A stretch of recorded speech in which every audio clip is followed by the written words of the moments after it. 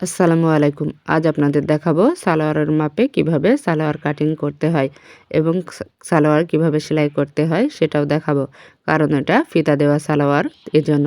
তো দেখুন প্রথমে আমরা সালোয়ারটা উল্টা করে নিচ্ছি এবং উল্টা করে সমান করে ভাঁজ করে নিচ্ছি। এখন আমরা এই কাপড়টা কাটিং করব।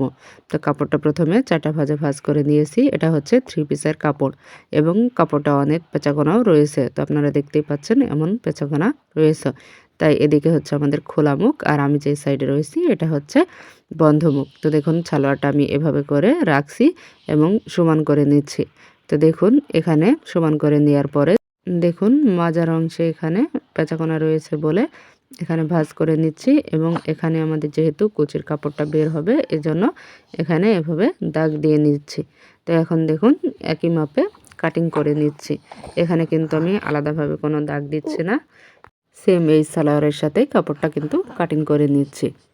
তো দেখুন এপাশে কিন্তু আরেকটু বেশি করে বাদ দিয়ে দিচ্ছি কারণ এখানে আমাদের পেঁচাকোনা রয়েছে এজন্য। তো দেখুন এইভাবে করে দেখুন পুরো সালোয়ারটা কাটিং করে নিলাম। এখন দেখুন এই যে বাড়তির অংশ থেকে মাজাটাও বের করব। তো এখানে অনেক কাপড় রয়েছে এজন্য একটা ভাঁজেই কাপড়টা মাজাটা বের হয়ে যাবে। তো দেখুন এইভাবে করে ভাঁজ দিয়ে নিয়েছি। এখানে কিন্তু নিচের দিকে 2টা কাপড় বা 2টা ভাঁজ রয়েছে। তো এখন দেখুন এভাবে করে রেখে ফিতার জন্য 1.5 ইঞ্চি পরিমাণ এখানে বেশি নিয়ে তারপরে দেখুন দাগটা কাটিং করছি। তো এই মাপে দেখুন এখানেও দাগ দিয়ে নিচ্ছি। দাগ দিয়ে নিয়ে দাগগুলো সমান করে দিয়ে এভাবে কাটিং করে নিব। আপনারা যারা নতুন আমার চ্যানেলে ভিডিও দেখছেন তারা প্লিজ চ্যানেলটি সাবস্ক্রাইব করে দিবেন। আর যারা অলরেডি সাবস্ক্রাইব করেছেন তাদের অসংখ্য ধন্যবাদ। তো দেখুন এখান থেকে এই পাশটা থেকে একটা ফিতা বের করে নেব। ফিতার জন্য এখানে 1 ইঞ্চি পরিমাণ কাপড় নিয়ে কাটিং করে দিচ্ছি। এটা যেহেতু পাড়ের অংশ এজন্য 1 ইঞ্চি নিলেই যথেষ্ট।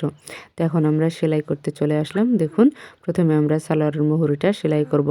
এখানে মুহুরিতে একটা চিকন পাইপিং হবে এজন্য কামিজের কাপড় থেকে 1 টুকরা কাপড় নিয়ে আমরা নিচের দিকে পাইপিং বের করে নিচ্ছি। তো দেখুন পাইপিংয়ের দিকে আমাদের এই যে নিচের কাপড়টা রেখে তারপরে এভাবে করে পাইপিংটা বের করে রাখছি। তো যার যতটুকু ইচ্ছা সেইটুকু পরিমাণ পাইপিংটা মোটা করে রাখবেন। আমি এতটুকু মোটা দিয়েছি 1/2 ইঞ্চির একটু কম। তো এভাবে করে দেখুন নিচের দিকেও সেলাই দিয়ে নিচ্ছি। তো এভাবে করে আমি 2টা সালোয়ারের নিচের মুহুরি সেলাই করে নিচ্ছি। এই যে দেখুন এমন হয়েছে। তো এখন আমরা পাশে সেলাই দিয়ে নিচ্ছি। তো পাশে মুহুরির মাপ নিয়ে তারপরে পাশটা সেলাই করে নিচ্ছি। তো আপনারা হয়তো ভাবছেন যে এই সালোয়ারের পাশে কেটে বাদ দিয়ে দিলাম আবার কোনো পট্টি ব্যবহার করলাম না। আসলে এই সালোয়ারটা যার জন্য আমি তৈরি করছি সে কিন্তু পট্টি ব্যবহার করে না এবং টাইট ফিট সালোয়ার পরতে পছন্দ করে। এজন্যই এটা কিন্তু একদম টাইট ফিট সালোয়ার। এজন্যই দেখুন আমি সালোয়ারের মাপেই কিন্তু সালোয়ারটা কাটিং করেছি। এখন দেখুন এখানে হিপটা জয়েন্ট দিয়ে নিব। তো 2টা হিপই এভাবে করে সমান করে নিয়ে সেলাই দিয়ে নিচ্ছি।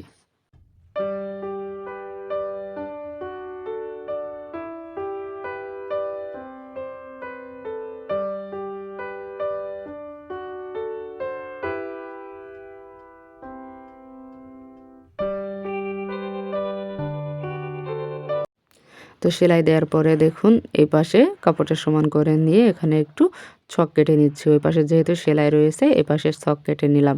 এখন আমরা ফিতার ঘর তৈরি করব। তো তার জন্য দেখুন এখানে একটু সেলাই দিয়ে একটু ফাঁকা রেখে তারপরে আবার নিচের দিকে সেলাই দিয়ে নিয়ে পুরোটা সেলাই করছি। তো দেখুন এখানে একটু ফাঁকা থাকবে। এখানে আমাদের ফিতাটা বের হবে এজন্য দেখুন এরকমভাবে ফাঁকা রয়েছে।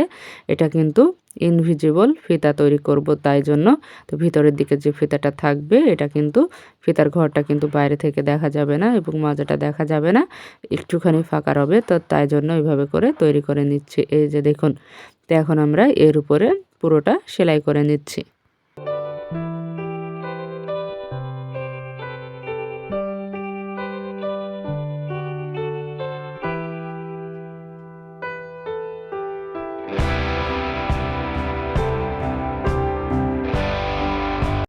তো পুরো কাপড়টা সেলাই করার পরে দেখুন এখানে 4টা ভাঁজ করে নিচ্ছি। তো 4টা ভাঁজ করে নিয়ে দেখুন ছক কেটে নিচ্ছি। আর একটা ভাঁজে সেলাই রয়েছে এজন্য একটা ভাঁজে সে ছক কেটে নিচ্ছি।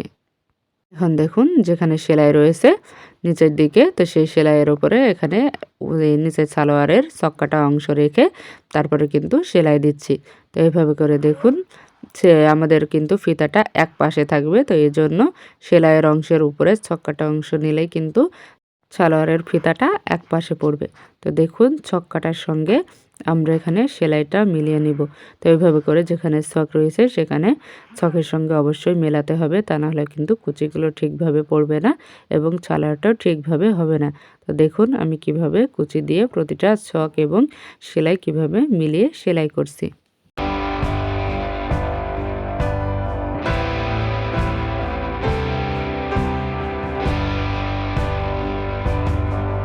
কুচিটা এমনভাবে দিতে হবে যেন পুরো কাপড়টা কিন্তু কুচিটা একদম সমান সমান হয়। তো দেখুন কুচিটা দেওয়া শেষ। এখন আমরা এর উপরে আরও একটা চাপ সেলাই দিয়ে নিচ্ছি।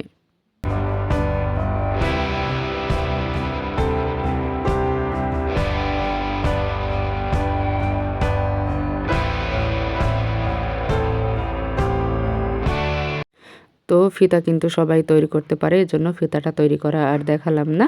এই যে দেখুন এখানে কিন্তু আমাদের পুরো সমান রয়েছে। এই যে দেখুন ফিতাটা এভাবে করে লাগিয়ে নিয়েছি। কেমন হয়েছে দেখতে সবাই কমেন্টে জানাবেন। আজকে এ পর্যন্ত। ভালো থাকবেন সবাই। আসসালামু আলাইকুম।